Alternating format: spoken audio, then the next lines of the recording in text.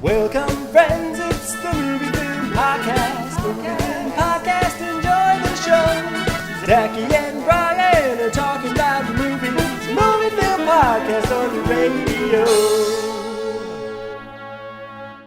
Welcome to Movie Film. It is episode 235. I am Zachy Hassan. That's Brian Hall. Hey, how's it going, Zachy? It's going. I'm in my new digs, Brian.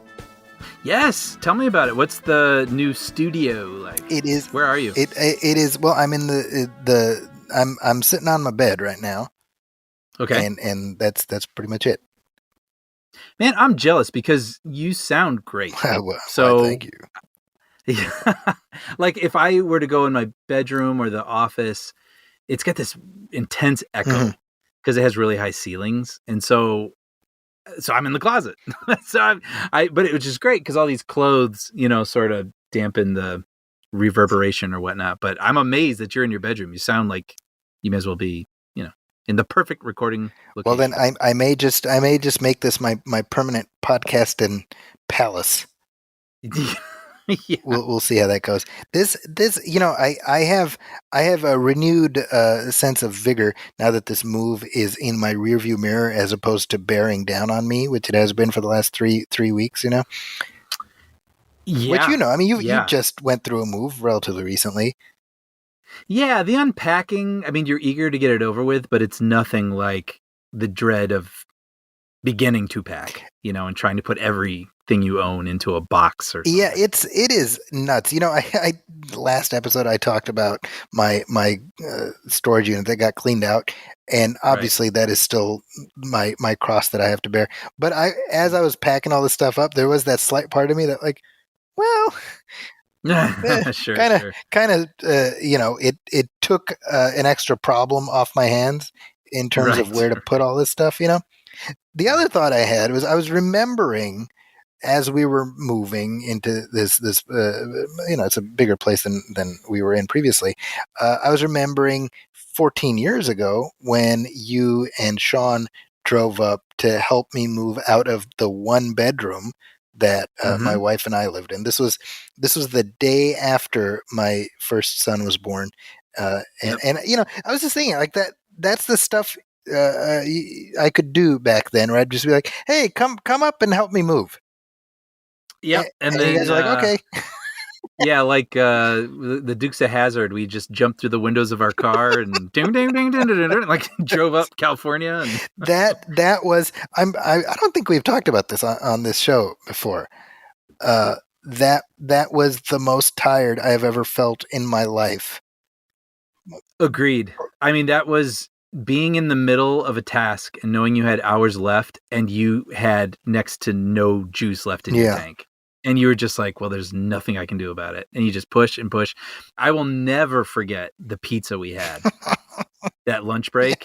It was just finally getting to sitting and enjoying the pizza. I mean, that's how memorable. Because folks, what happened here is my wife and I were planning to move, and we were moving. Our move was planned 3 weeks before the baby was going to be born.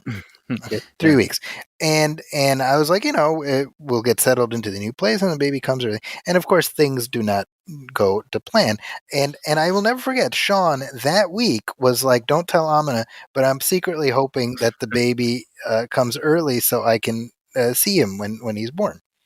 Yeah. And wouldn't you know, 2 days before we were scheduled to move, she gave birth. Yep. And it's all Sean's damn fault. So what's hilarious is that Amina, like we took her to the hospital. She never came back to that place. Oh, wow. Right? I didn't think of it. Yeah, because she left to give birth, and then she, we were in a new place after that. Yeah. So she never got to have that final episode of Fresh Prince scene where she, look around and then you turn off the light. But you and Sean, I think you arrived. We were supposed to move on Saturday. You arrived at 2 a.m. or Friday night, and we went right to packing. Yes. Yeah. Right. Yep. As soon as we arrived. Yeah. I remember thinking, wait, what? Yeah. I was like, I thought we were going to bed. Yeah, and I think collectively, we all kind of collapsed on the floor for like an hour and a half before like other friends showed up to help pack, right? Yeah, because I think those were the days when I was doing, like I was a PA on some movie or something. So the hours were really long and intense. And we probably, Sean and I mean, he was doing the same thing. And then we probably drove from work up to you, got to packing, and then just worked until we laid down on the ground. Or Yeah, I mean, it was literally just throwing stuff in boxes. We had gotten a U-Haul, we loaded it up, and this was a day-long ordeal with multiple pit stops all across, the Bay Area, and then of course to the storage space, to that, the infamous storage space. Which, wait, aren't you glad we spent that effort, Brian? That was time well spent, wasn't it? Do you remember what happened to the U-Haul? We hit a like a post or something, right? Yeah, at the gas That's station. right. Those like concrete pillars or whatever those things are called. This was, I mean, for people listening who don't have any concept of the way, the layout of the Bay Area, we went all the way in one direction to unload the U-Haul into the new place, and then if you remember, we went to Costco to get a and got a couch. We got a couch because we had the U-Haul truck, and we got that, and then we went to further down to put everything in the storage unit, and then we had to go all the way back to return the truck and get my car, and then we went all the way in an opposite direction to see my wife and the baby, because she had not moved into the new place yet. And then by the end of the night, we had somehow managed to like not eat, and everything was closed. Do you remember this? This I don't remember. Everything was closed, and so like there was no in and out, like nothing. Everything was closed, and so we ended up stopping at a I want to say it was a 7-Eleven. Oh, okay. And each of us got like a bag of chips. Yeah, this is coming back. And then we go back to the place, the new place where we had moved in, and the three of us were just sitting on the couch, exhausted, eating our chips in silence. And I just remember waking up. Like it was like morning, and like you're on one side of the couch, I was in the middle with my neck craned back, and none of us could move. Is that where that picture comes from, or we're like in our boxers in your living room? What? Maybe this is TMI, but like I remember this picture of all it's like in our boxers, like with our hair sticking up, like in your living room or something. I wonder if it came from that day. No, I think that was before my wedding. We were like all getting ready, okay. which is substantially less weird.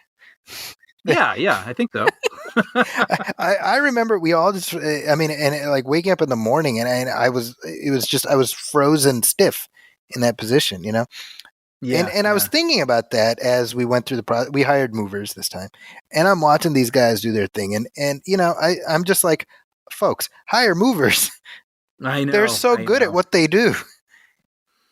Yeah, I didn't for this last one, but it was so close, and it just sort of weirdly made sense, and it was exhausting. I'll probably never do it again.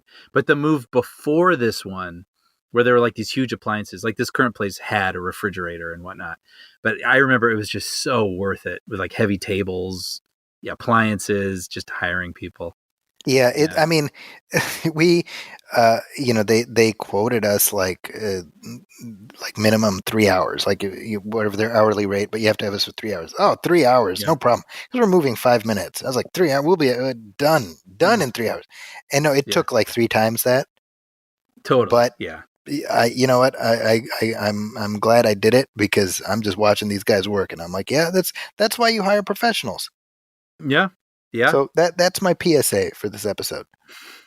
Well, where are you at now? I mean, do you have rooms kind of set up? Is everything still in boxes? I mean, is it becoming your home? It is. Yeah. I mean, we have a process of unloading, but in terms of on the packing side, we were very efficient. We put little labels on all the, because you can buy like colored labels that say like this room, this room, this room.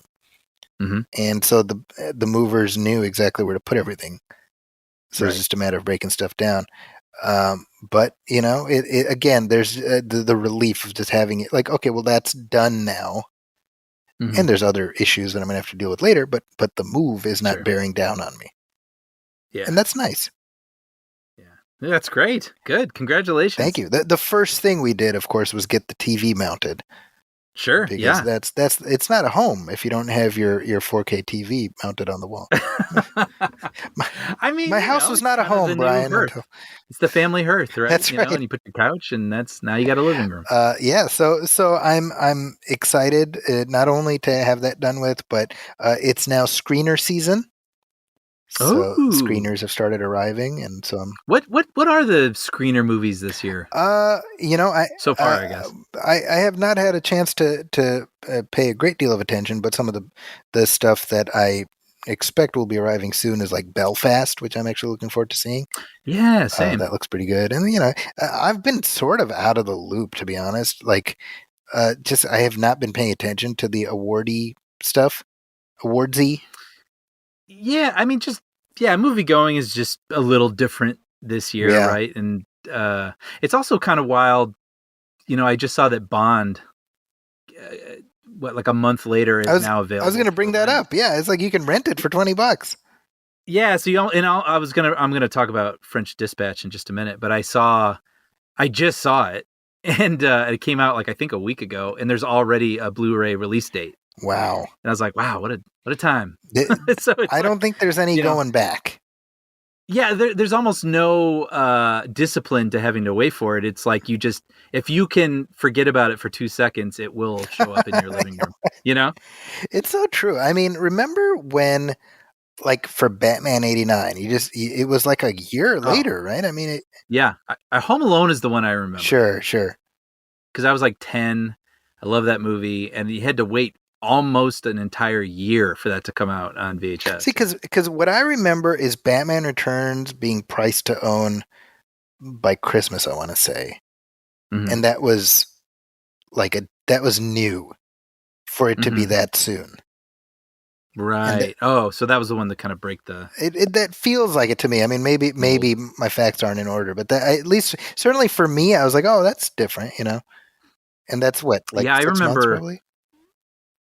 Yeah, that I recall that. Yeah. And if that came out in July or June. It was June. Yeah. I do remember the holiday ads. Yeah, exactly.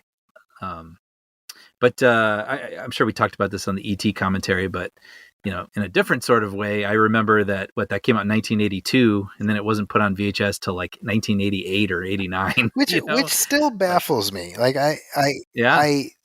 that's odd to me,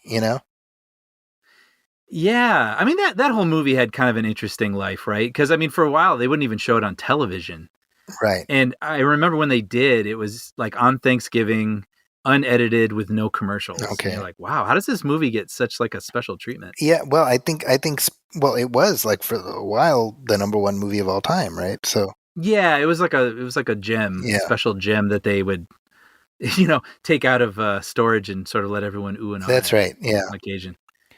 But well, speaking of gems, have you seen any gems lately? Man, it's too bad I'm not here to talk about uncut gems. But I know that would have. I did. That would have been great.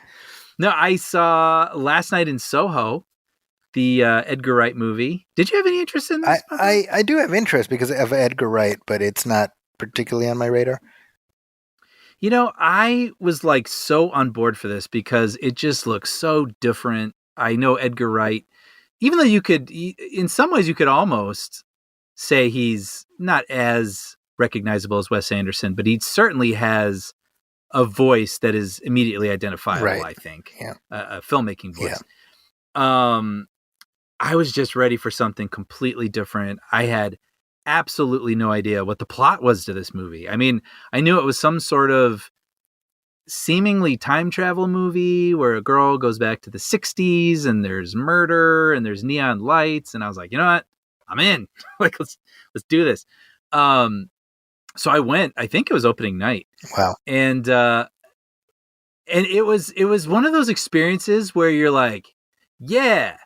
And then halfway through you're like, Oh, wow. Okay. And I have this sometimes.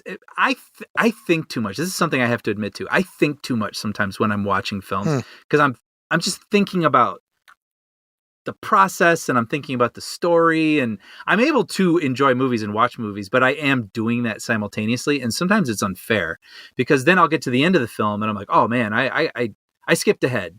Like I should have just let the movie exist as it is. And it doesn't come together until the very end, so and then I feel that and I go, oh great. Well, I'm glad that turned out well. I felt like with this one, there was sort of a point in the middle where I was like, oh man, I'm not quite sure how I feel about this. And you know how we're going to get to Eternals, and obviously there seems to be a,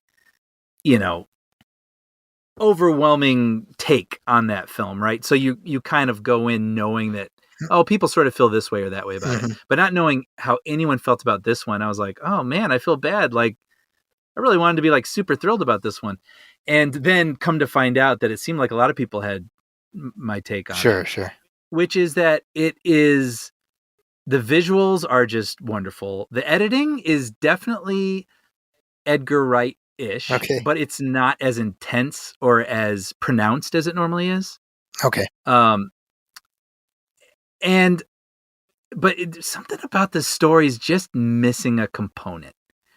It's kind of hard to talk about it without spoiling it, but basically Thomasin McKenzie, who was in Jojo Rabbit, who I really like, she's just got a really unique persona. She plays this kind of country mouse character, and you really do feel like you want to protect this person, right. when she goes to the big bad city. Right.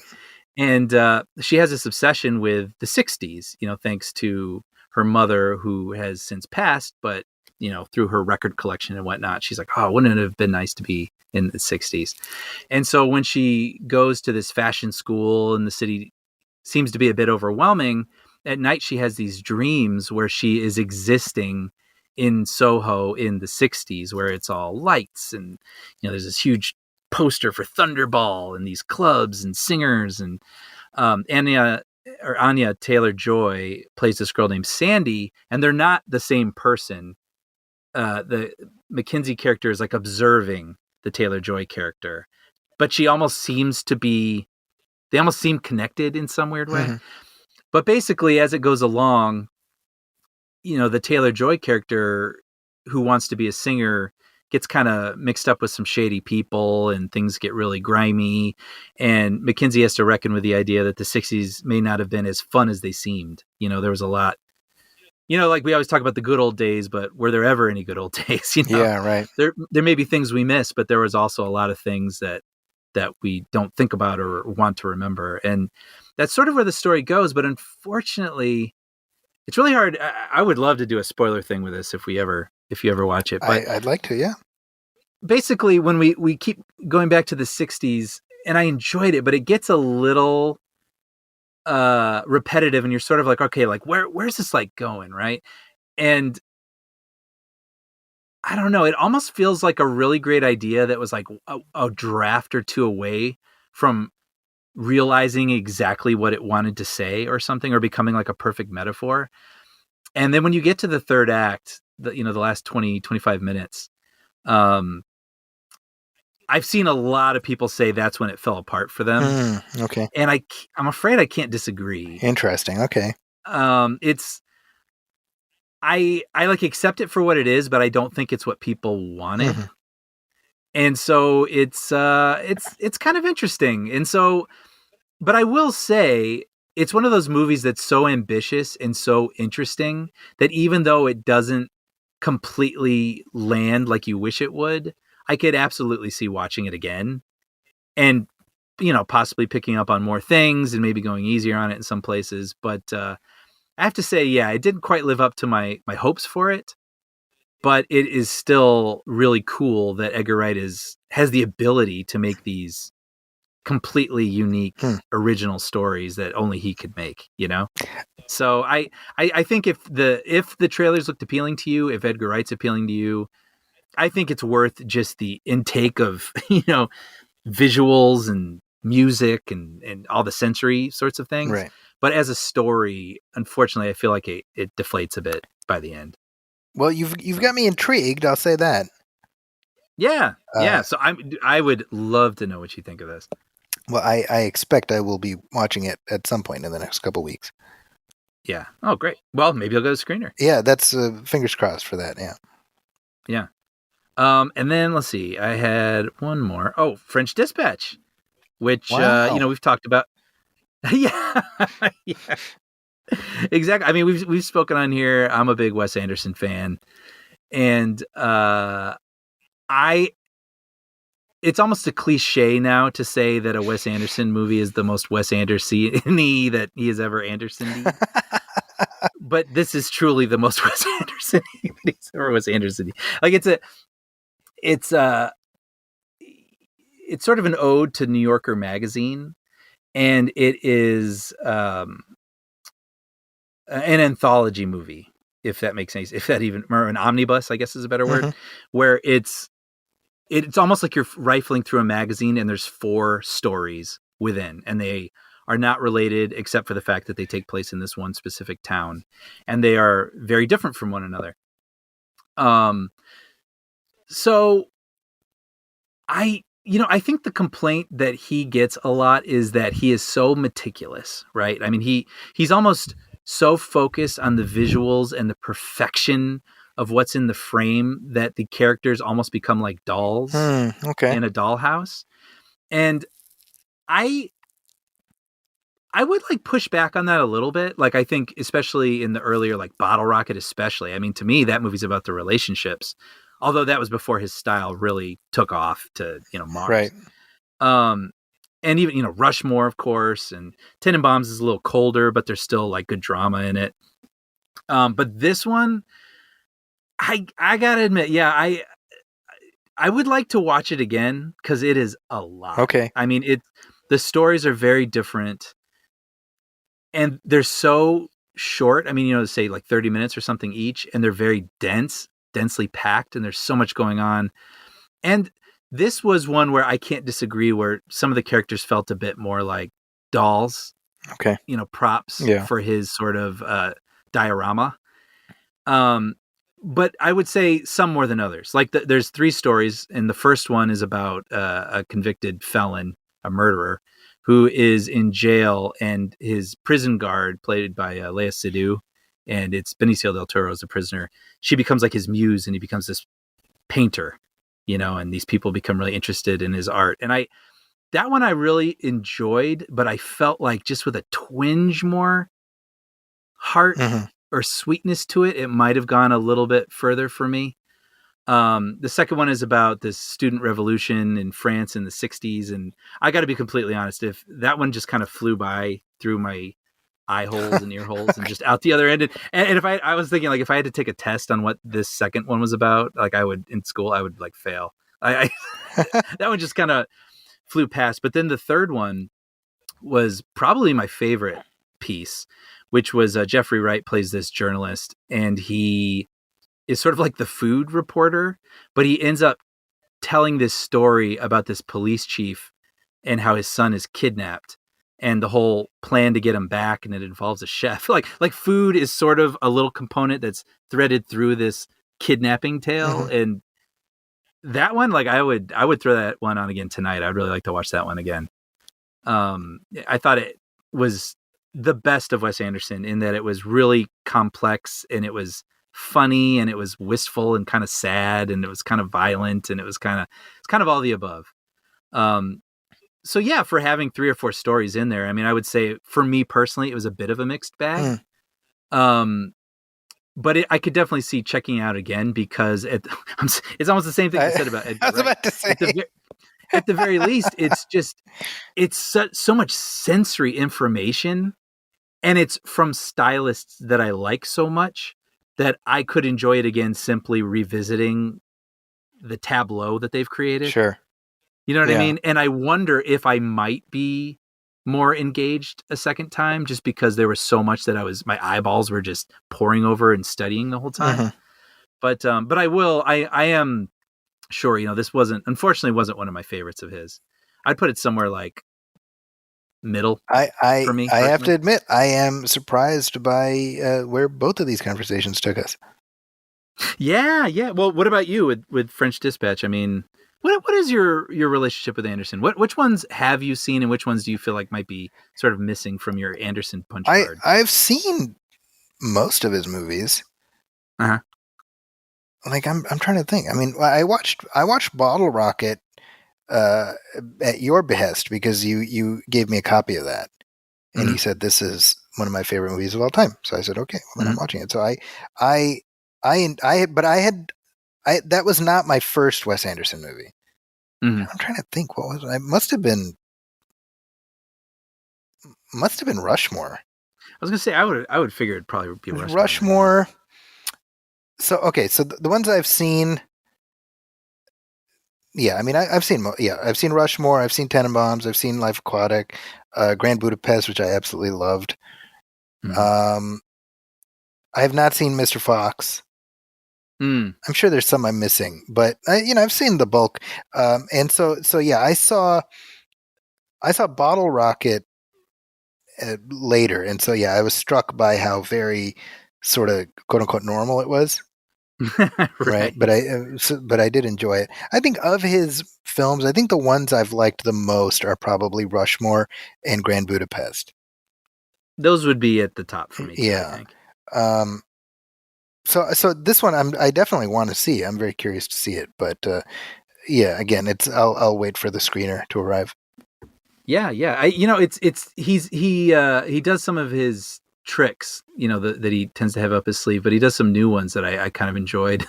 With Budapest, he was doing a lot of the screen ratio switch, right? Kind of thing from 235 to 4:3 to whatnot. He does that again here to really interesting effect. It wasn't, I think they were time jumps in Budapest, but in this one, it's more like, no, I want you to see a really wide angle here. And now let's go back just to this person in 4:3. Right. And I thought it was really well done, and it felt on purpose and not like it was just being pretentious. And there's a lot of color switching too, where it'll go from black and white to all of a sudden in color and then back to black and white. And it was, to me, I thought it was to great effect. And there even is some sort of like diorama. I sort of joked earlier, but there's like a prison riot, and it's shown, instead of seeing, staging a huge prison riot, all the people are staged frozen. Okay. Like mid action, holding a brick or like holding a fire extinguisher with clearly cotton supposed to be the smoke, but you can see the actors like wiggling a little bit, right? Because they can't hold still. And there's something just really, I mean, you know what I mean? Like it's one of those things, like I would love to look at that again. It almost does feel like an art installation or something. Okay. So, well, those are our catch-ups for this week. I have not seen anything. Well, yeah, you've been busy. I've been busy. I have continued my Smallville watch, which has been fun, but we're just moving our way through the second season of that show. I did want to bring up that, speaking of Smallville, there's a video up on IGN that I co-wrote the text for, which is the exploring the legacy of Smallville. And it includes interviews with the showrunners of both Smallville and also Superman and Lois that I spoke to them. And I felt a little bit of what you must feel like when you watch the finished product of a show that you've written, where you obviously there are many cooks in the kitchen, right? So not every line is yours. Right. But when you hear yours, you're like, hey, that was mine, Yep. Kind of a fun feeling. So I'm very happy with that. It's like a very in-depth, it's close to 25 minutes. It's on IGN on the website and also on their YouTube channel. Highly recommend it. I'd recommend it even if I wasn't one of the people who wrote it. But really looking at the impact that this show had over the course of 10 years during its run, and then the 10 years after it ended, given all the superhero television that followed in its wake. Yeah. I mean, it's extra. If you just look at DC TV content, Smallville sort of uncorked it, and it's remarkable to look at everything that's followed. Yeah, that's great. I haven't seen this. I want to check. I'd love to get your thoughts on that. So with that, let's take a short break, and then we'll come back, and we got some listener letters.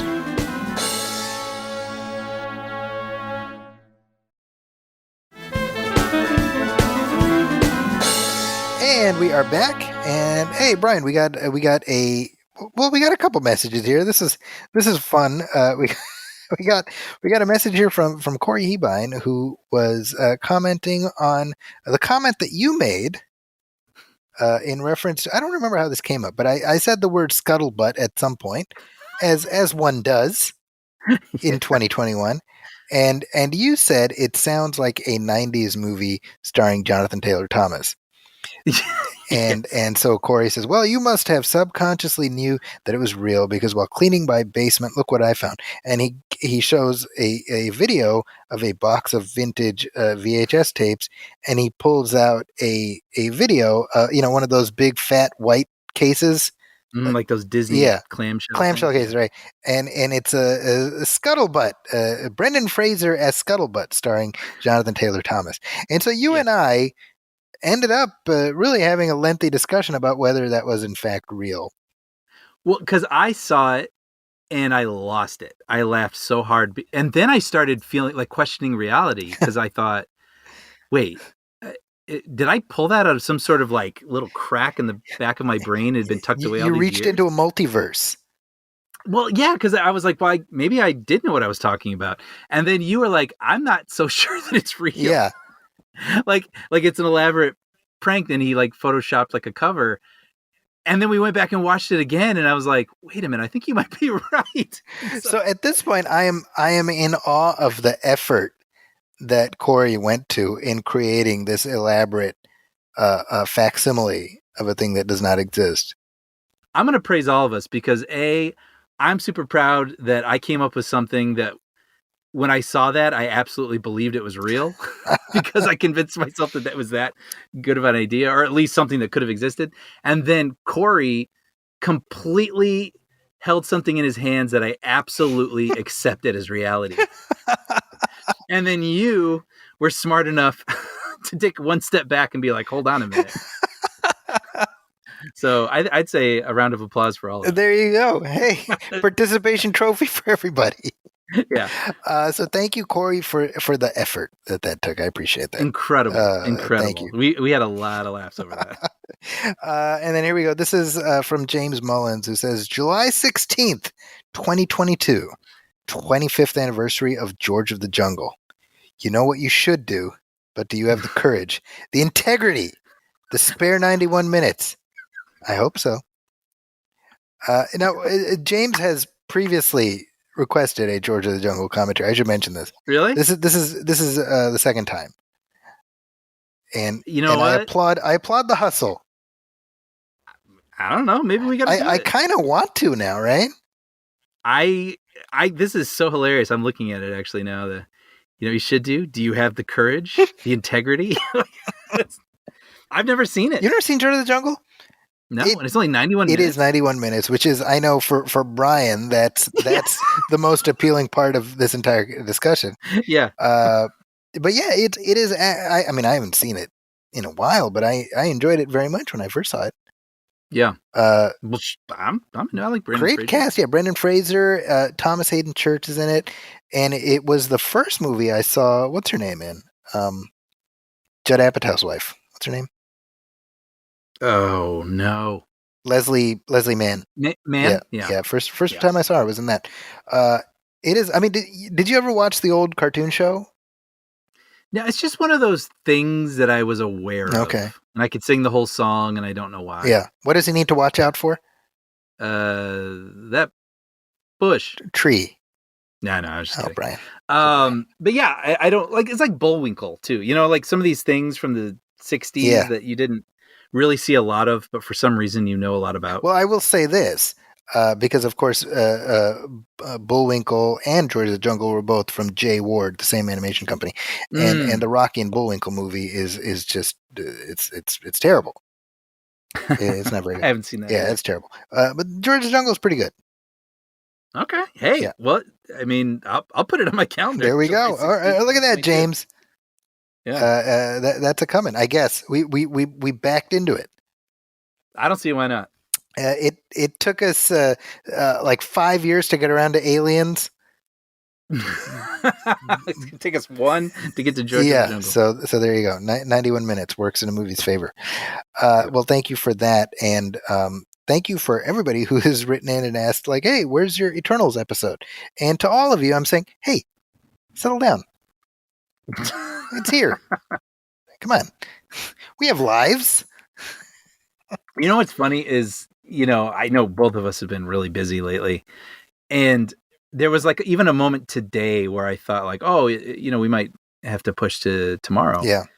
And then when you sent me, someone had posted some sort of tweet or something about, where's that Eternals review or something. And I was like, oh, well, shoot, like that lit a fire for me. I was like, well, then we got to do it today. And here we are. Yeah. So there. So let's take another short break, come back, and talk about some of the latest headlines.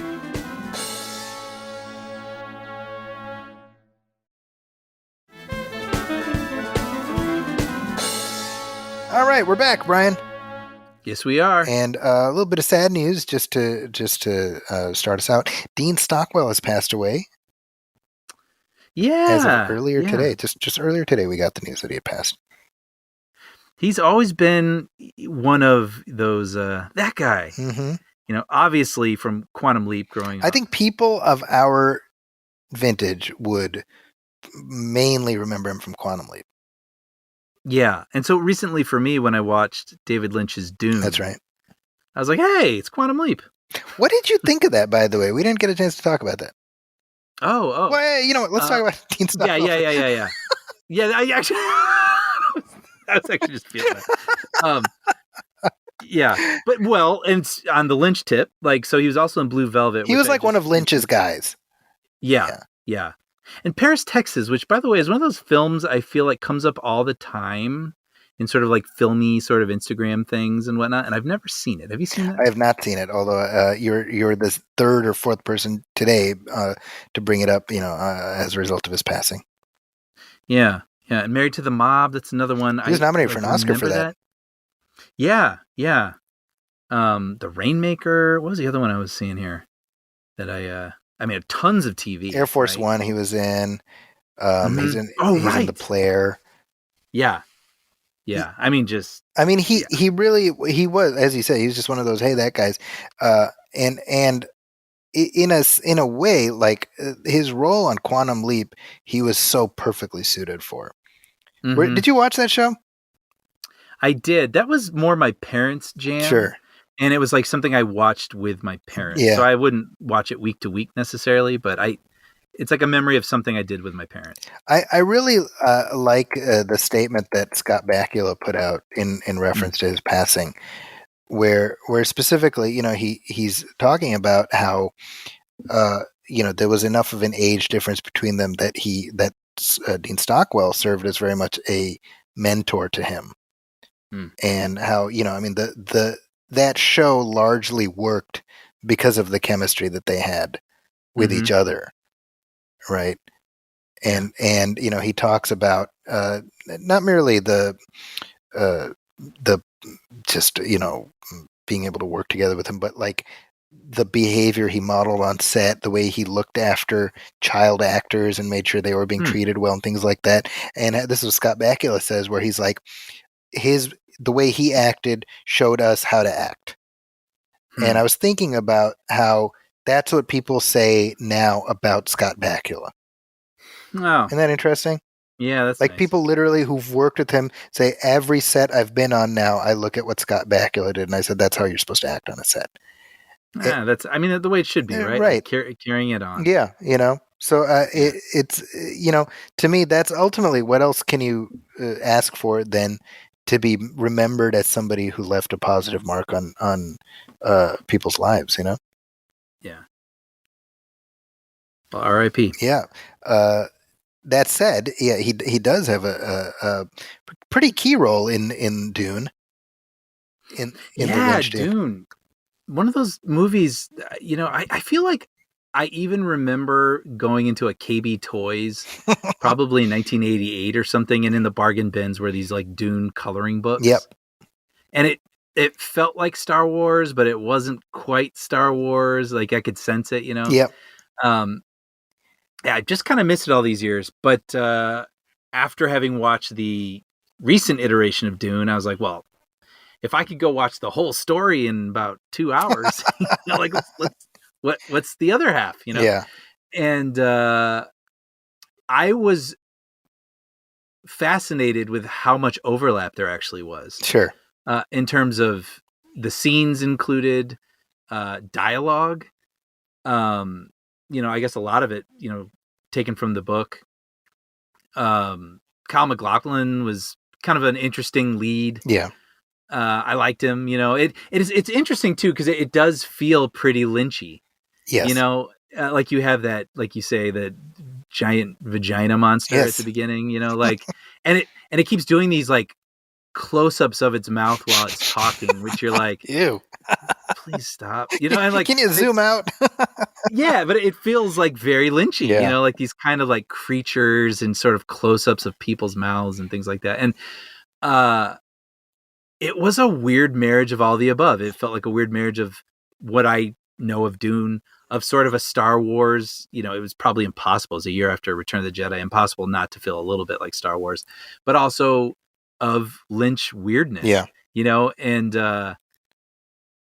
it was really cool seeing, especially, the scene where the worm is coming after the spice mine machines or whatever. Yeah. The harvester. And just seeing another interpretation of that. Of that same scene. That's right. The same scene, but without CGI, and I still thought it was I thought it was really good, and then I think you told me that the second half veers a bit from the book. Right. So that was kind of interesting. And it does feel, once we get to where the movie that just came out left off, there really is only like 50 minutes. I mean, they just race through it, right? Yeah. Yeah. And it's interesting too, because there's so much information to convey. They have this sort of thing where someone will speak and then you hear their inner monologue right. through like a whisper. Yeah. It's, just like, is that what I really feel? Right. They always whisper their inner thoughts, which I find hilarious. Yeah. And it's like, wow, what a beautiful location. This is the tallest mountain I've ever seen. It's a lot of that, but oddly, I was like, it kind of worked. But I saw this tweet. I think I sent it to you from David Chen. I thought it was so hilariously accurate, where he said, "Is it possible we are living at the only time in history where watching the 1984 David Lynch Dune will actually help you understand the story more now?" And I was like, yeah, because although I appreciated that the current Dune didn't explain everything, because I think we can figure out what their version of the Force is, and we can figure, like, that's kind of the intriguing part, like, why are they doing this? And what does this mean? What's the voice? A lot more of it is outright explained in the David Lynch movie. So yeah, I thought it definitely, if anyone hasn't seen it and they did like the recent version of Dune, I think it's worth checking out, just as an interesting, almost like people might hate me for saying this, but like kind of like an artifact. I think that's a very apt summation of it. I think for a long time that, real like devotees of the book have really strongly disliked that movie, because it really gives short shrift to the enormity, of the text. But obviously, as I said earlier, I mean, it is for other people, it's very much a cult, beloved cult thing that they have some positive memories of. I've always looked at it, I'm like, there's a lot in it that I really like. That would probably be my takeaway. And I think, by the way, many of the things that I like about it, Villeneuve carried over into the new one. I think the production design, the costumes that the officers of House Atreides wear, like not the still suits, but like the formal uniforms. That's basically what they're wearing in the new movie. Yeah. And even the still suits in the new film look very, very similar to the ones in this one. Mm-hmm. Right. So that was a choice that they decided to carry forward. Even Oscar Isaac was made to resemble Jürgen Prochnow in the earlier film. Yeah.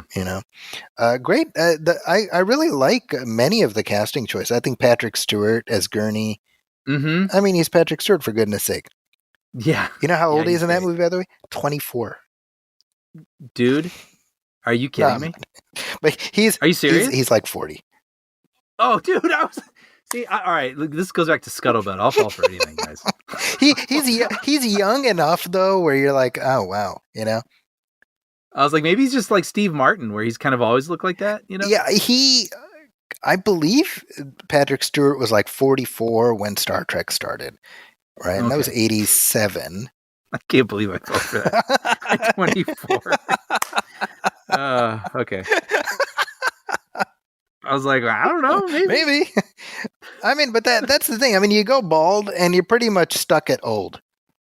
Yeah, but he's one of those people like Steve Martin, where I say even when he was like 30 something, he looked kind of like how he does now. Yeah. But I would say that's a compliment to how he looks now. I agree. You know? What was the other thing? Oh, the score, man. It's a great Killer score. It's great. It really is, especially for that film. Like, it's really, I don't even know what you'd call it. It's not like prog rock or something, but it's sort of like orchestral. There's a lot of electric guitar in there. Yeah, but it like kind of works. It works, as you said, for that movie. For that movie, it's just right. And I found it was echoing in my brain for the next couple days. Oh, sure. Like, it just started rattling. Oh, yeah, I listen to that score all the time. Yeah. Yeah, it was pretty cool. And like the sandworm riding thing was awesome. Yeah. Well, speaking of movies that one assumes will have a great score, the Foo Fighters are going to be in a movie, Brian. Yeah, how about this? Really this is. I think the movie is called "To Brian with Love." This is one of those things because basically, it was announced that the Foo Fighters are going to have what would you call that? What was that Kiss movie where they're like in a graveyard or something? Or like Kiss Meets Frankenstein. That's right. Like in that grand tradition, or like Rock and Roll High School with the Ramones or something, where like a rock band Kiss meets the Phantom of the Park. That's it. Yes. And so this is Studio 666, which is finds the musicians who I'm sure they're gonna, I'm like, is this gonna be like a Monkeys Halloween episode or something? That's totally what I'm picturing. Yeah, and so they're in like a haunted recording studio, and I gotta admit, I had a little bit of a like, it feels sort of like a Kevin Smith movie vibe. like a Tusk or something. But it's funny, I have an interesting relationship with the Foo Fighters, where I was a diehard Nirvana fan, and I still feel I am. And when it was announced, that Grohl would be starting a new band, the Foo Fighters, I didn't care who they were. Like, I was in, right? And so then it was like the album actually had to live up to my expectations for it. So their debut album knocked my socks off. Loved it. It couldn't have been more what I wanted. And then I liked the second album, Color and the Shape. And then the albums kept getting like a bit more produced. And I missed sort of the garaginess of the earlier records. Sure. And I liked them. And I've seen them several times. Even several years ago, I saw him again. I saw him, maybe the last time was when he was in The Cast and he was in that Throne, Okay. And, but sadly, I hate being one of those people, if people listening are fans, but it's like with each album, they lose me a little bit more and a little bit more. But it's one of those things where Grohl is such an endearing figure that I just will always love him. You really, actually, I just social media, Brian, is replete with stories of Dave Grohl just wandering the earth, healing the sick with his touch. I've met him twice. I was with you once. Were there for one of them, even though you didn't realize it. That's so funny. But and when I say that, it's not because you didn't recognize him. It's like you didn't realize me stepping out of line at an Amoeba Records to go make an ass out of myself. Like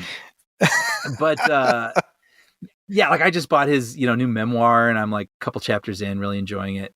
But it's sad. I'm like, I'm not connecting as much with the music anymore, but I'm always intrigued by the stuff that he does. And I really like I forget what it was called, something Highways, the HBO documentary series, where he went to different studios across the country, right. Learned a little bit about the music that originated in that region, and then cut an album.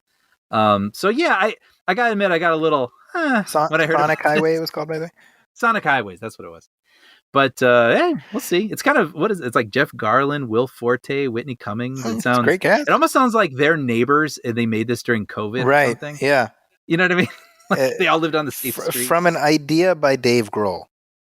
Yeah. Which, I mean, here's the way I look at it. I want to. That's like not the Dave Grohl level, but I want the level of success in my field where I can just be like, hey, I want to make a movie, and a studio will be like, okay, right. Right? Yeah, right. To me, that's like Absolutely. that's living the dream. And he really feels like he's doing that. I mean, with his documentaries, and then during the beginnings of COVID, he started an Instagram page where they were just pictures of text. He was writing these stories from his life. So I was following them, and I'd get excited every time one would come out because they were great. I mean, he's a great storyteller. And I was even thinking, oh, wow, this should be a book. And then they stopped. And then sure enough, I'm sure someone else thought it should be a book. And I was laughing when I held it in my hands, just about a year later. I was like, well, and here it is. There it is. Look at that. Someone was like, you could get paid for this. I know. Why are you putting it out there for free? Yeah. When you're good at something, never do it for free. That's right. The Joker said Good that. advice. Right? Who said that? Here's another piece of news. We have not done our like Star Wars section for a while. Yeah. And I feel like part of that is because Star Wars is sort of like in recess a little bit. Yeah. Although we did get the first trailer for Boba Fett. Oh, that's right. We haven't talked about the book of Boba Fett. Mm-hmm. So that's a thing that exists. Yeah. I mean, it feels like they're not really going to give us what it's about, but they give us like a nice world tease. It feels like the trailer that we got is just the first episode, doesn't it? Absolutely. Right? Yeah. It is funny to me that the main complaint I've seen lodged online is he's showing his face too much.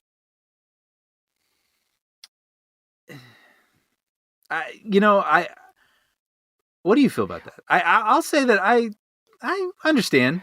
Actually, I kind of understand that feeling if you want to see Fett be Fett. But like, I also understand that, you hire an actor and he's got to show his face. That's my point. I'm like, look, when he's in a battle, he's going to have his helmet on. You can enjoy that to your heart's content. You can go pew pew with your little action figures as much as you want. Not you specifically, Brian, but just in general, right? But yeah, I'm like, yeah, well, you don't get Tamura Morrison to show up to have the thing on his face, And in that same vein, I have a feeling that what's his name, Pedro Pascal, he's going to be wearing his mask a lot less whenever the Mandalorian comes back. I think he's done with that shit, right? So I this does feel. I think I can't remember if I said this, but the mystique surrounding Boba Fett has always mystified me because I'm like, he's in these movies for like 5 minutes and he goes out like a punk, right? And then sure. And then when George Lucas was like, oh, and by the way, everyone's a Boba Fett I was like, well, of course, George Lucas, right? So that just endeared me even less to the character. The first time I was like, man, Boba Fett's a badass is when Tamura Morrison came back in The Mandalorian. So for me, I'm like, well, this is the Boba Fett I like.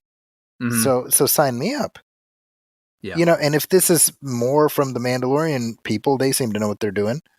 So I'm on board. Can I say something? You can. It is your show. Okay. So for The Mandalorian, they've sort of abandoned the big orchestral Williamsy score. Yes.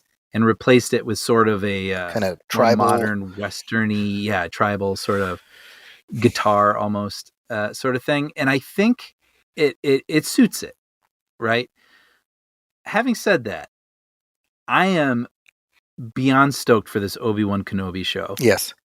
And I hope that because that character, we tie that character more with the films. We've experienced literally Ewan McGregor's Obi-Wan Kenobi with these films. I hope they don't sort of stick with that minimalist tone poemy sort of music. And I hope they go back to something a little bit bigger and more, themey and tie it with the films a bit. I hope these shows don't all feel like they have to be of a piece. You know what I mean? See, I'm going to push back a little bit because it's going to start with him living on Tatooine, one presumes, probably in some kind of a junkyard type area. So I think it should be the Sanford and Son theme. That's what I want. 100%. You want my money, Disney Plus? That's what you do. Yep. Dun, dun, dun. Yeah. Come on, give me that. Come on, Lucasfilm. And then, people coming around, knocking things over in his junkyard, and he's like, oh, good grief. You big dummy. Do you remember the Simpsons? Speaking of Steve Martin, where he's the garbage commissioner, Yes. and it's like the debate, or no, it's like they realize they screwed up by electing Homer, so they want Steve Martin to come back. Yes. And he comes on the stage, and they're playing the Sanford and Son music. Yes. And he's like, "Oh, thank you so much. You're screwed. Goodbye." And he leaves. And then they play the music again as he leaves. Yeah. Anyway, no, I agree with you. Actually, I think that's a good idea. Yeah, I hope. I believe we're getting a trailer for that show in the next week. I believe. Oh, really? I believe so. Yeah. Yeah, this is one of those things where I wasn't thinking about it much while they were making it, but now realizing that it's going to exist. Yeah. Like my hopes are kind of skyrocketing. It's been very interesting how like it feels like the Obi-Wan Kenobi show is one of the few things that like brings together all factions of Star Wars fandom. Yeah. At least the prospect. Yeah. We'll see how it plays out in execution, but I don't know. That's I'm looking forward to it. I think most people are. Definitely. Speaking of Star Wars, though, here's something interesting: the Rogue Squadron, which is the X-wing fighter movie announced, directed by Patty Jenkins, has been delayed. Mm-hmm. And what struck me is I feel like this is Lucasfilm making progress in that they're not like, because it's about her schedule. Right. So they're not all right, peace out, Patty. Get Ron Howard on the phone or whatever. Right. They're actually like waiting for her. Yeah. Yeah. I mean, it feels, if I remember correctly, there was a video, right, that she did, and there was some sort of connection with like her father being a pilot, or it feels like this may be some story that's kind of personal to her. Right. So maybe that's maybe there's something to that. I don't know. Yeah. But yeah, I mean, that seems like a movie I would really enjoy. So, but you know what? It gets easier, I guess, when you get older. We talk about this a lot, but like, I'd rather wait and it be good. Well, I think if the experience of the sequel trilogy has shown us anything, they might have been better waiting. Yeah, a little more time in the oven never hurts. And that's I'm looking forward to coming back and doing our commentary track for Last Jedi and the other one. But it does feel like one of those things where, like, man, you guys had one at bat to really, like, you only get one chance to make the Star Wars sequel trilogy, and like or dislike the films, I'm sure everyone would agree that it would have been nicer to not have something that was so polarizing in terms of reception, right? And it's like, it's weird, that they did that, Yeah. So this was scheduled for 2022. Probably winter, I guess. Yeah. So it was supposed to go into production by the end of this year to come out next year, but now they've pushed it to December 22nd, 2023. And by the way, Marvel stuff has been delayed, and of course Indiana Jones has been delayed. Yeah, that's right. That's the other thing, right? That's been pushed by a whole year now. Though COVID and all that stuff, it's like, I'm sure it ain't easy. That was supposed to come out next July 20. In fact, you and I had talked about this, that it was scheduled to come out on what would be the 10th anniversary of the Movie Film Podcast. Yeah. And so we had kind of planned a whole thing like, oh, we'll get together and we'll make like a big thing out of it. And then Lucasfilm just pulled the rug out from under us. You know how they can make this up to me? Sanford and Son theme for the Obi-Wan show. That's right. That's how you make it up. Obi-Wan. But I don't know the reasons for the delay. But as you say, I mean, if it makes the movie better, ultimately, that's all that matters. But it does feel like, I mean, it was already scheduled a year out, and you've delayed it by a whole year. Indy? Yes. Yeah, well, and he had that injury, right? Yeah. Well, whatever, Harrison. Suck it up. pussy. I mean, obviously we want him to be healthy, and I'd rather him not die making this movie. That said, there is also, we've seen plenty of like not leak, but like set photos of people like hanging out with Harrison Ford. More than I feel like I've ever seen before. Well, I was like, this is a man who is so happy to be playing his favorite role again.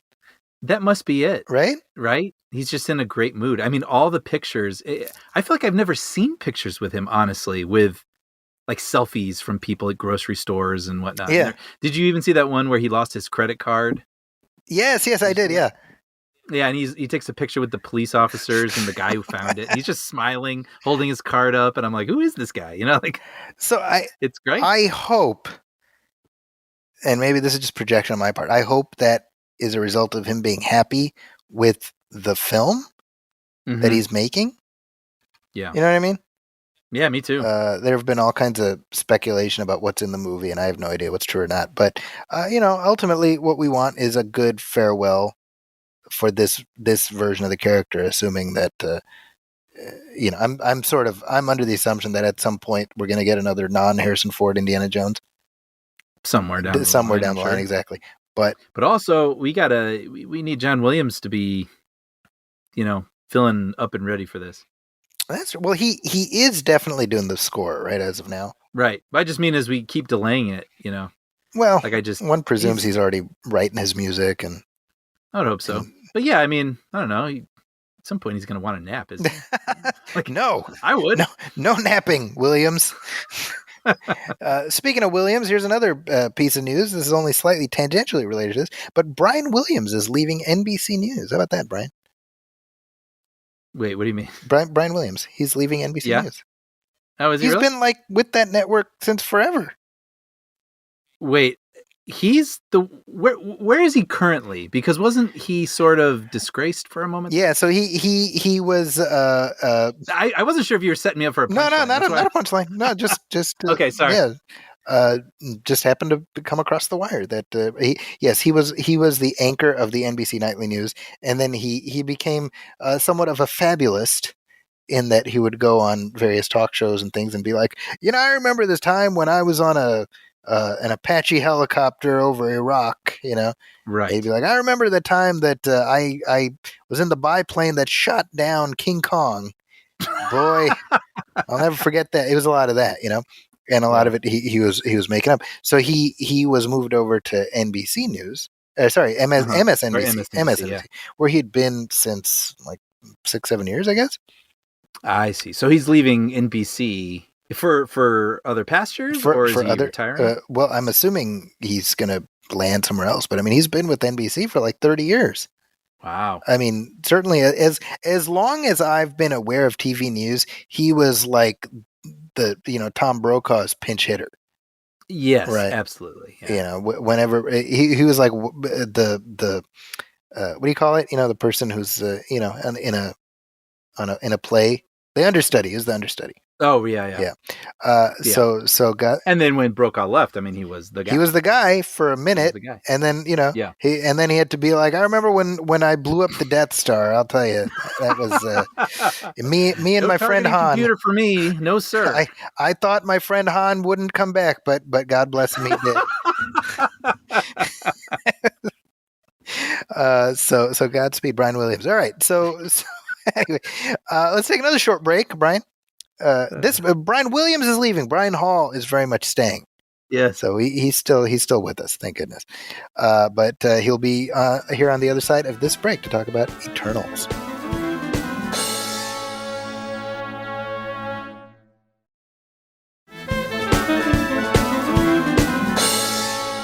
And we are back, and Marvel Studios is back, Brian. Yes, they are. But then, did they ever leave? Well, just for 2020, right? I mean, this was a 2020 movie originally, right? Or no? I don't think so. Oh, maybe not. Really, I mean, the entire world. We're living in Marvel's world at this point, Yeah. So of course, Eternals is in theaters right now. It is the number one film in the country, and world, one presumes. It's doing okay, I think. Yeah. I mean, it's one of those funny things where it depends on the perspective of the person reporting or something. Like, yeah. I think, this is one of the lowest cinema score rated films. It is on Rotten Tomatoes. It is the lowest rated Marvel film, but it still made a lot of money. So it's like, what's your perspective on what that means? Yes. Is it a tepid success? Is it an actual success? Is it a Marvel success? Yeah. Like, there's a lot of different angles you could come at it. So it at least domestically, it made 71 million over its opening weekend, which is crazy that Venom 2 made 90. Right. 20 million more than a Marvel made. Venom 2, the Venom 2 fandom is something I did not know was there. Well, I suppose that points to the Venom 1 fandom. Sure. Right. But yeah, well, this is very much not Venom. It's doing its own thing.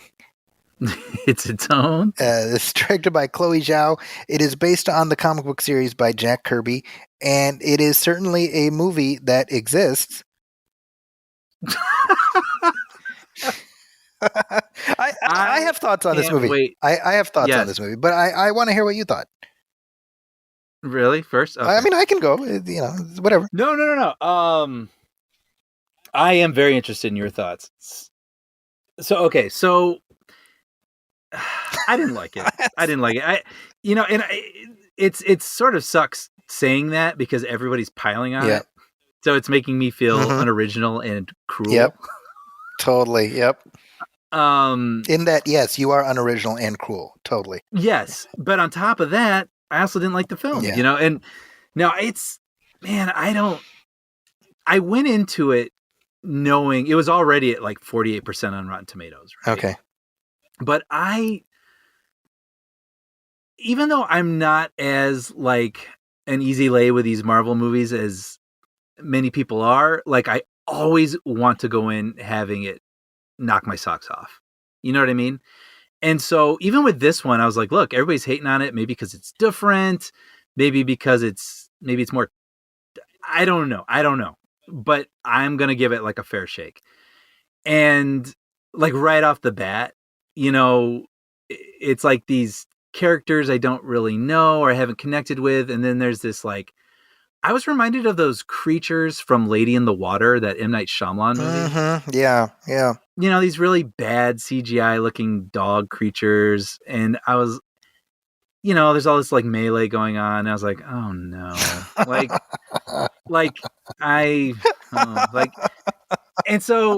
And then, they introduce this, like 10 people. And I would say they really never their characters don't rise much higher than being like 2-sentence descriptions, for each person. Although there are some interesting dynamics. We can get into that a little bit later. But for the most part, I like some of the connections a couple of them had, but I wouldn't say that there was any one that I liked. And what I sort of felt? It sort of reminded me, what's a good example? Like with a Marvel film, like say Guardians of the Galaxy. I knew nothing about Guardians of the Galaxy. And then I go watch this movie, and now like Guardians of the Galaxy is like my new favorite Marvel thing, right? And then some like Doctor Strange, and then I don't know a lot about Doctor Strange, but then wow, that was a really great movie. Like Marvel just has this magic ability to make whatever character they pull out, like you say, they're second, third tier characters, and then somehow they become your favorite characters. Right. And through the course of this movie, I felt like I was watching like an Amazon Prime streaming superhero series. What is that? Jupiter Rising or whatever, that the thing that was on Netflix, remember the series? Or whatever. You know what I mean? Exactly that. Like they wanted to make a superhero thing too. Yeah. Kind of thing. And so they introduced these characters, and I was like, well, I don't know. But there was nothing that, like the action, I really did not like almost any of it, except maybe one sequence in the middle. I won't get into specifics till later, but I would say the strongest suits for me were some of the characters, which is always their strength, right? And it was sort of like the dynamics between them versus one character on their own. Yeah, maybe I'll save most of it for after spoilers, but yeah, it was like action that had absolutely no consequences. So it just became like we're just gonna watch. It's like the worst of that I felt in this, where it's just people pounding on each other for 25 minutes, but no one is losing anything in their power bar, and it's just going and going and going and like the whole point of this is that these people are supposed to just be passionate about humanity, and I just never quite really felt that, with a couple exceptions occasionally, but I don't know. I just never, and I really did try, but I never found my way emotionally. Even, I mean, we said before, we're fans of Chloe Zhao. I liked her since The Writer and all these films, but I appreciate that they let her sort of do her thing. There's a lot of sunsets, I guess. But like, I don't know. Like something wasn't here. It felt more like a sketch than an actual full-fledged painting to me. So yeah, I left kind of like disappointed and also a little like nervous about what lies ahead. Interesting. So I don't know. Now I'm very interested in what you. So what if I told you I loved this movie? I would be so happy. No, I'm just kidding. I didn't like it at all. No, I wish I did. I ended up where I ended up was like, I was like, all right, it's fine, I guess. It's like, to me, I always talk about the Marvel baseline. And if such a thing exists, this is at the lowest edge of that baseline, in that you say, well, they're probably setting stuff up that'll pay off later, and so that made this worthwhile. Yeah. But the problem to me, actually, I had a couple issues. I'm like, the comic book Eternals, it has traditionally been kind of a tough nut to crack, because this has always been a very obscure Marvel property, right? And it was created by Jack Kirby in the 70s. So Jack Kirby, of course, famously co-created most of the Marvel pantheon in the early to mid 60s. He leaves Marvel, he goes to DC, does some stuff there, and then he comes back and he kind of he just does his own thing separate from Stan Lee. And this is one of them, and it was inspired by Von Daniken's Chariots of the Gods, and it was originally, as created, the original comic book series was not even meant to exist within the Marvel universe. Oh. It was retroactively folded in, but that wasn't his intent. But it, when I have the whole collection of his run, and so I read it of Eternals, yeah. Okay, so you're versed. Well, versed is maybe putting too fine a point on it. I'm familiar with it. And I sort of reread it before the movie came out, or not the whole thing, but I kind of scanned through it just to refamiliarize myself. And I was like, this is pretty bonkers. And so what struck me in the film is, I'm like, why take this very Jack Kirby property and not delve into the mythology as he created it? Like, this is something that is so closely identified with his authorial voice. It felt like an odd choice to me to take the surface level aspects of what he did, but not really commit to it, both in terms of design sensibility and also the underlying mythology. And so then I'm like, well, who is this for? Because this thing doesn't, like, what fandom is it aimed at other than, oh, you like Marvel Studios, so here's this thing, So I was torn, because I appreciate that Marvel is trying to do something different.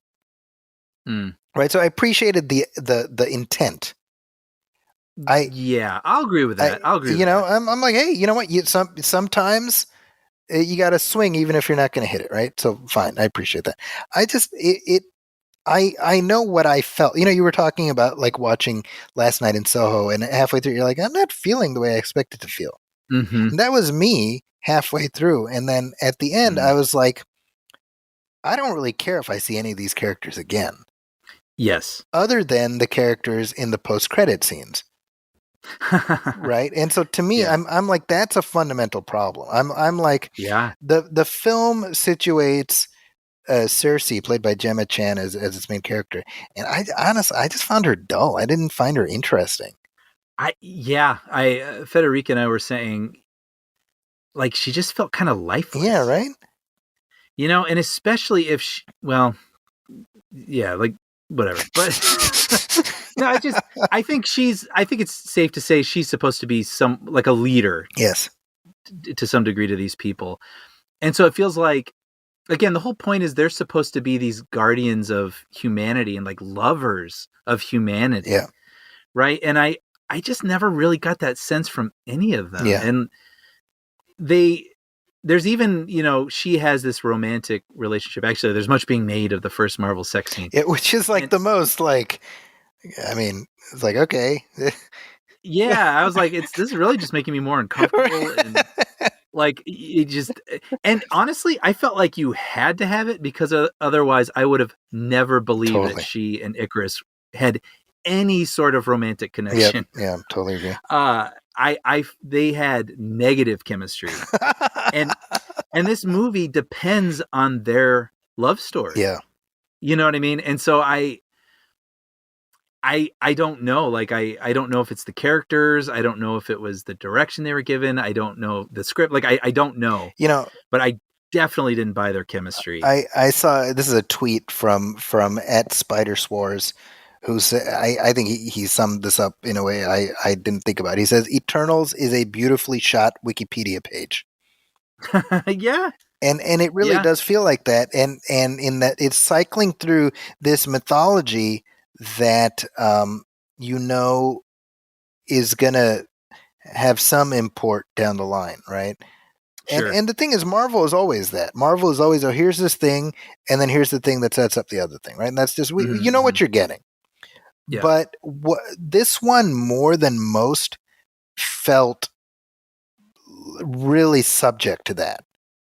And it's funny, like the third reel of the movie or fourth reel or whatever it was, where they were sort of explaining what is going on and sort of celestials and all this. I felt like they slipped in that episode of South Park where they're explaining Scientology. And they're like, hey, you got these beings and there's volcanoes and I was like, what is happening? Like, well, it was a lot. It was a lot of information. It's a lot, and I feel like I can't carry this discussion forward without going to spoilers. So let's cross the spoiler wall, and then we can get into it a little bit. Spoilers. Okay, so you and I, we talk about this all the time about like economy of scale in big movies, right? Yeah. And how it can be more meaningful when the stakes are, oh, is this boat or this boat going to blow up? Because it's a real question. Mm-hmm. So this is a movie that says we have to stop the giant alien that's sleeping inside the planet from waking up, because otherwise the planet will be destroyed, right? Yeah. And so right away I'm like, well, that's for sure not going to happen. Yeah, good point. So right away I'm like, well, then they're going to stop it. Yeah. I had nothing invested in the stopping the awakening, because I'm like, well, they got Marvel movies lined up from now until Judgment Day.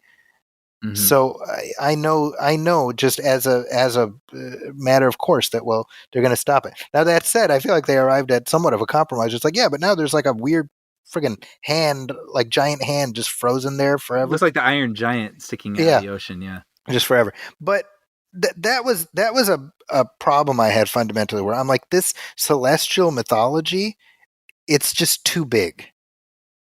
I agree.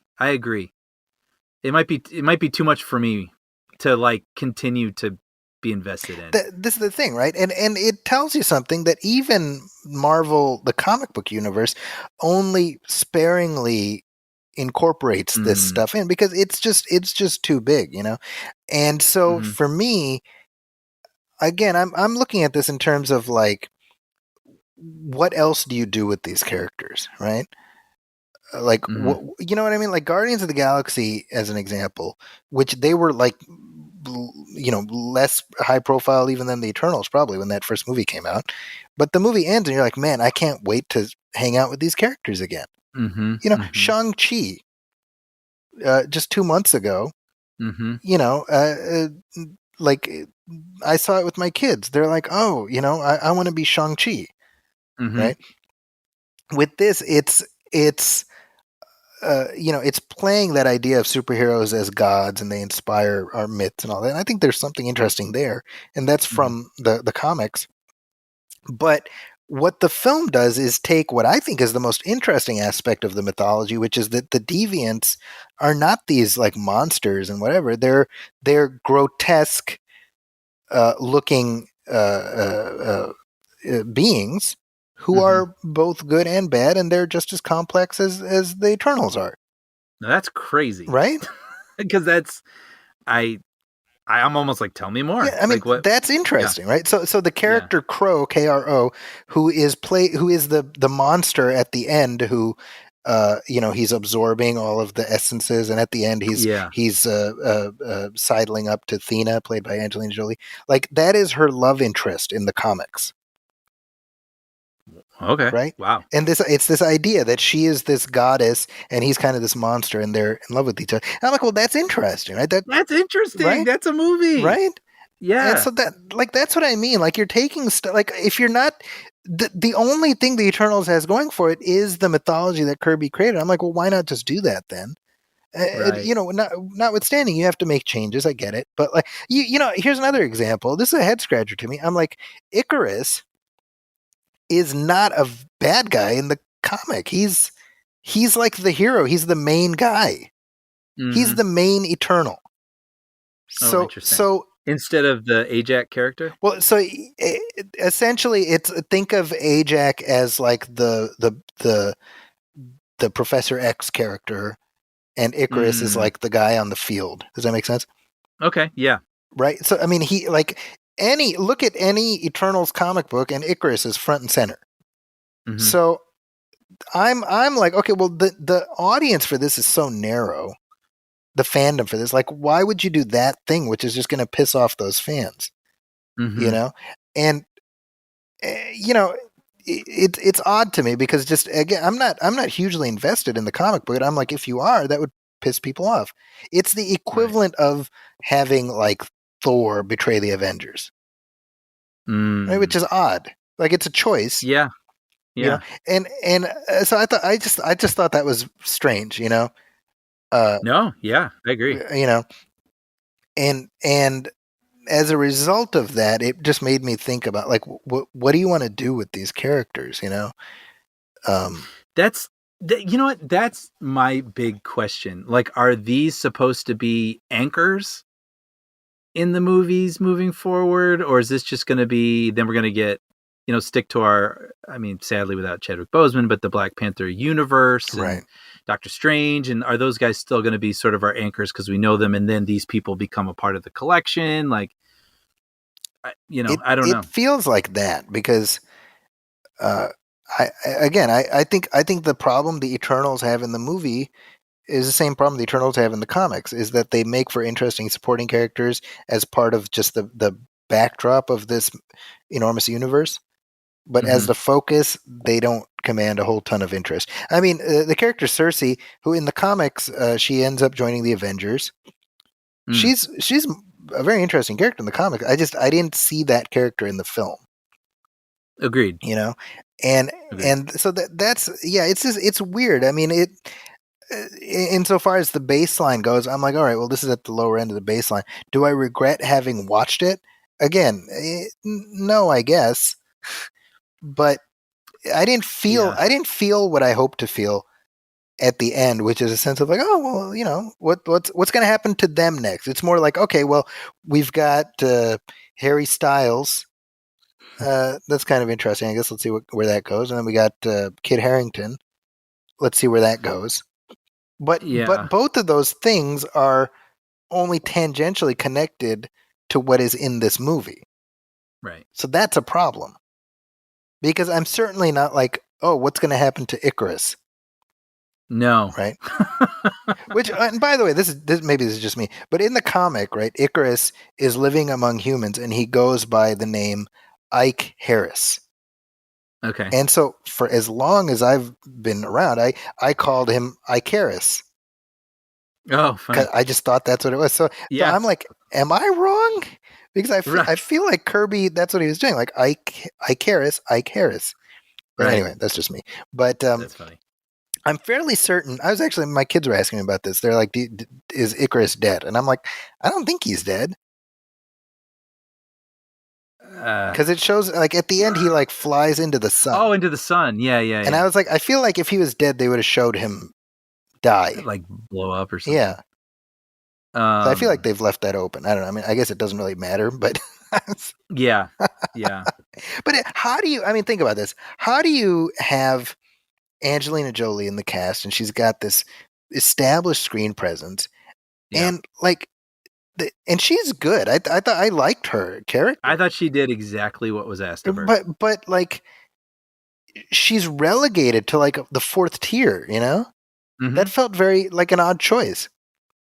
Yeah, but I will say, going back to your feelings when it was ending, this was one of the first movies in a while where I was looking at my watch and I saw I had about an hour left and I almost started crying. I was like, no, how is it possible? And it's almost, it wasn't because it was actively bad either. No. It was like actively nothing. Yep. You know what I mean? Like, which is worse. Yeah, I totally agree. Yeah, I mean, that's what I'm saying. I mean, I was just like, like at the end of it.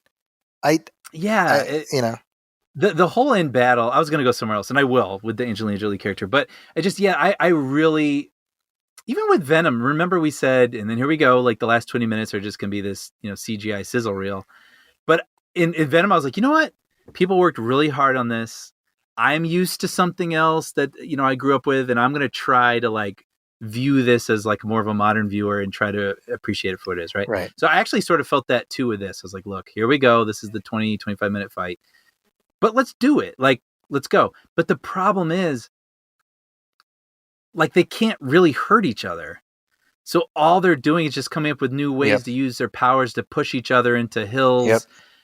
And then they just get up and then push the other guy back. And it's to no end. So then it's just like, well, what are we doing? And then when Cersei gets stabbed, I actually gasped because I was like, well, that feels like real, Yeah. And of course it doesn't add up to anything, but like, but even that, like, you gotta have that or you literally have nothing. Right. And so I was just found myself, even in some of the, the movies that I love, the Avengers movies. I mean, of course it's like they're going to pound each other for 10 minutes. Nothing's going to happen. Then it's going to end. But it's like, there's like some playfulness to it, or maybe it's because I love the characters and the way that they use their different abilities to thwart each other at the very least. And this, just felt, I think the action sequence I enjoyed probably the most was at that compound in the middle. Right. Yep. I was about to mention that. Yeah. Yeah. Cause I think the drama was important there, and then there's that weird component where, I forgot his name, something with a P or D. Druig.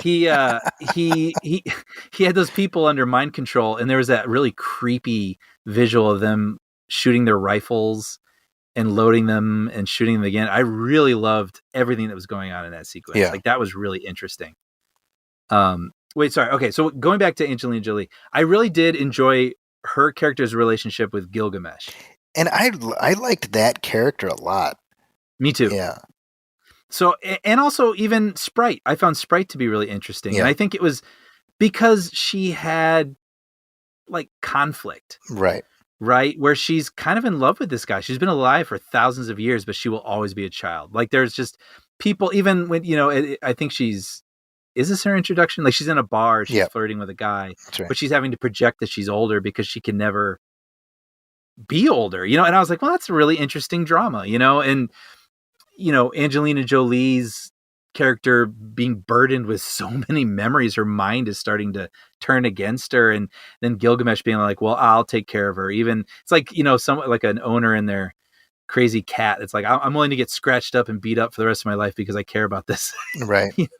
This person. And like, that was really sweet. Yeah. I really enjoyed that. And even the Fastos, is that how you say it? Yeah. the whole, again, going back to the whole thing where they're supposed to really care about humanity, like Phastos starts a family, right? And like really cares about this family now. And, there's that scene, I've seen it derided a little bit online with Hiroshima. Right. And yeah, it was a little on the edge of, I don't know what, but, but I almost want to be more specific because I don't know if it's tasteless or not, but I had that thought. I had that thought. It felt a little corny, which is maybe you don't want to do anything corny with your Hiroshima. Yeah, and well, to me, the idea that, like, to me, it's divesting humanity of the responsibility of this atrocity by saying, oh, well, this superhero actually designed the atomic bomb, that's a good point. All I was going to say was I am intrigued by the kernel of the idea, which is like, if he is the person who is inspiring advancement, and then he sees what we do with that nudging or something, which we don't quite get. And I agree, if you really want to take a real world view of this, it's like absolving us of our sin or something.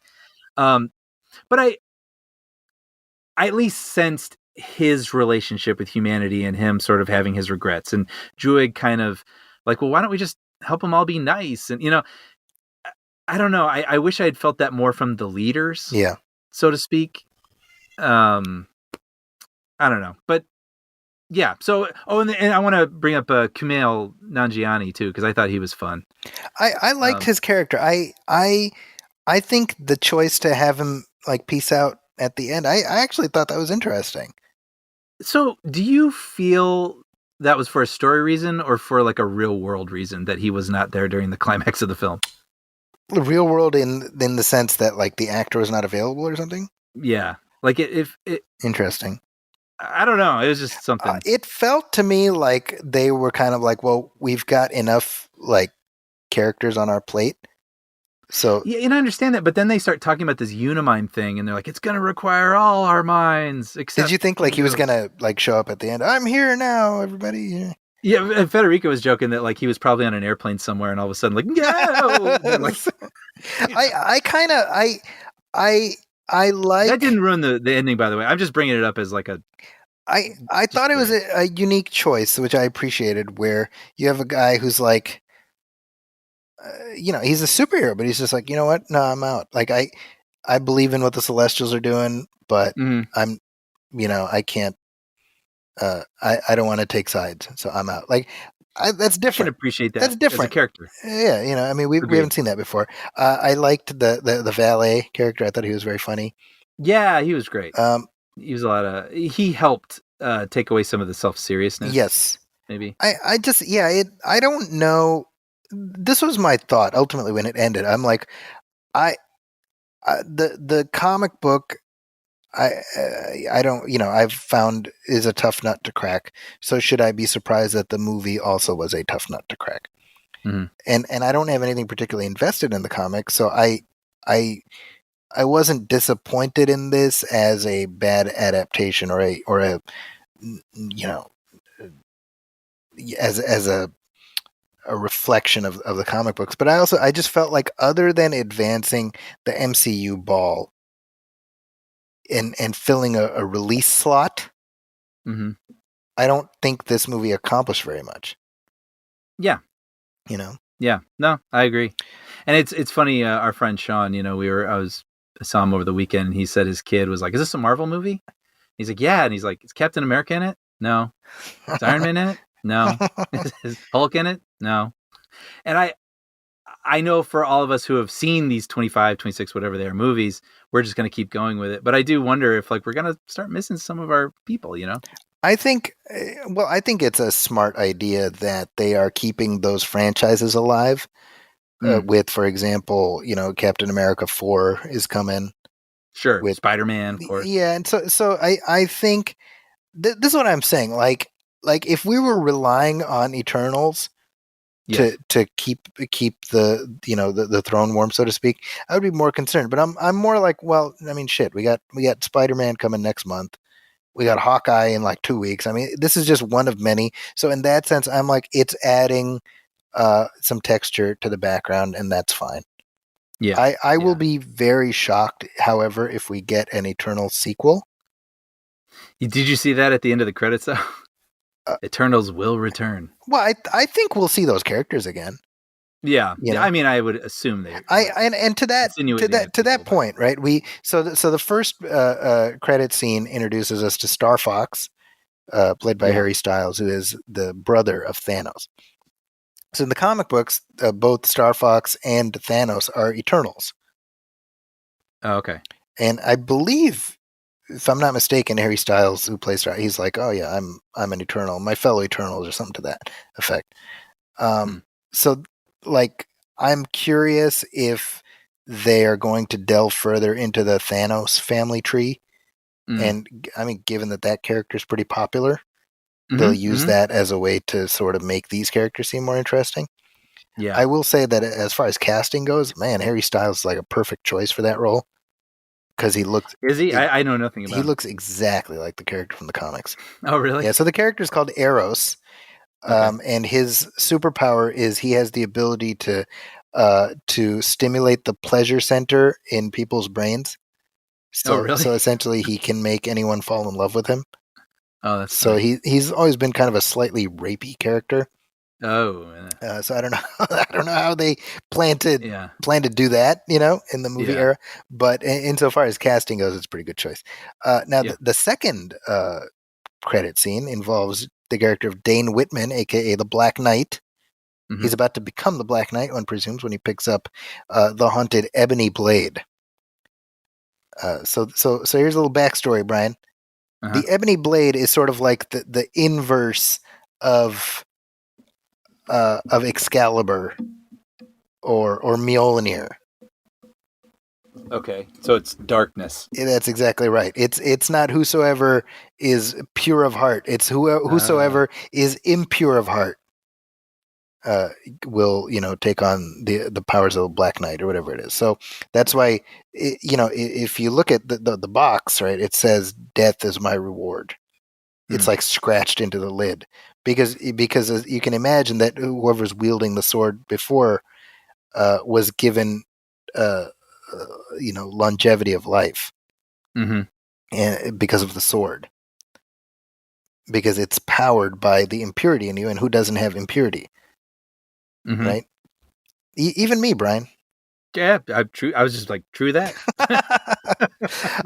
So he's about to pick it up now. The Black Knight is a fairly mainstream Avengers character. So this isn't the Martin Lawrence character from the. It's neither the Martin Lawrence character nor the character from Monty Python and the Holy Grail. Okay, good, noted. Tis a flesh wound. It's in neither of those. In the comic, like the idea is that the longer he wields the ebony blade, the more it's like the One Ring kind of. Okay, right? okay. And so in the comic books for a while, he was using basically like a lightsaber in lieu of that, because the character of Dane Whitman is like an inventor in the comics. I think they've changed things around a little bit in the movie. However, as he is about to pick up the blade, we hear a voice saying, "Are you sure you want to do that, Mr. Whitman?" or something like that. And that voice has been revealed. Do you know who the voice is? Blade. It is. It is Mahershala Ali as Blade. And so to me, this is a problem when your 2.5-hour Marvel movie, the most intriguing part of it is the voice of an actor off camera for 1 second at the very end of the movie. Right. Literally, Mahershala Ali's voice at the end of that movie is the most exciting thing about this movie. Yeah. Am I wrong? No, no arguments for me. Right? I'm like, Blade! I had no idea, by the way. I didn't know that till afterwards. I didn't even know what was going on. Like, I don't know what the sword is. I had no idea either. Chloe Zhao was just like, yeah, that's Blade. I was like, oh, okay. I guess they're not. You're right. So it feels like they have not worked out what he's going to look like. Right? Right. And they're like, all right, well, let's just get him on the phone and let's just get him on Zoom and record him, Right. That's what it felt like to me. Yeah. But that to me, that's the problem with the Eternals. The most intriguing element is a split second of voiceover at the very, very, very, very end of the movie. Yeah. And that's where I landed with Eternals. I do want to call out, by the way, Lauren Ridloff, who played Makari, who I absolutely loved in Sound of Metal, and I was very delighted to see her here. And she was fun in this. I actually really liked the depiction of super speed. I thought it was done in a kind of a cool, interesting way. Yeah, agreed. And I think the idea of Makari in the comics is a man and B not deaf. So I appreciate that they went in a completely different direction with that. Mm-hmm. Yeah. So anyway, that's where we landed on Eternals. Yeah. Don't know that I'll be going back, but this movie's almost 2 hours and 40 minutes. Like, that's a lot. That is a lot. You know what I mean? Yeah, it's too bad. But I'm very much looking forward to Spider-Man. So we got Spider-Man next month, and of course Hawkeye is coming to Disney Plus in just a few weeks. So I expect we'll have some thoughts on that as well. And one thing I will say is the Marvel Cinematic Universe does have the ability to retrospectively make some of these films matter more, which we've seen. I've said before, to me, Avengers Age of Ultron is like that, where I appreciate it more in hindsight. So I certainly leave open the possibility that there are things that are being put in play here that will presumably, make this one feel more substantial. And even if it doesn't for me, I still think it's incredible what the studio has done with the volume of movies that it's put out. Like, if it has one, I know we always reference Thor, The Dark World as a not so great one. I haven't seen it since the theater, so I remember it being lesser. But having said that, like, if this is like one absolute clunker out of like 25, 26, I mean, you still can't be mad at that. Not a bad hit to miss ratio. Yeah. And as we wrap up this episode, of course, if you have divergent views about Eternals, please let us know. We want to hear. Maybe we missed something. It's possible. Yeah. And if we did, that's okay. Point it out for us. That said, Brian, anything you want to hype up before we go? I think I have a Puppy Dog Pals episode coming up. Not this Friday, but the next, that I remember being really happy about. It was really fun. That's the 19th. So Puppy Dog Pals on Disney Plus, and Disney Junior. Well, there we go. That's a coming. And as for me, as I said earlier in the episode, please check out the Smallville video at IGN, which I co-wrote, and I'm quite proud of. It turned out very well. So I hope everyone listening will give that a look. And on the movie film side, we have coming up next week, we have our commentary track for Ghostbusters, the 1984 original, coming up as we get ready for the arrival of Ghostbusters Afterlife. I know we'd promised The Matrix Reloaded, but it's coming. Don't worry.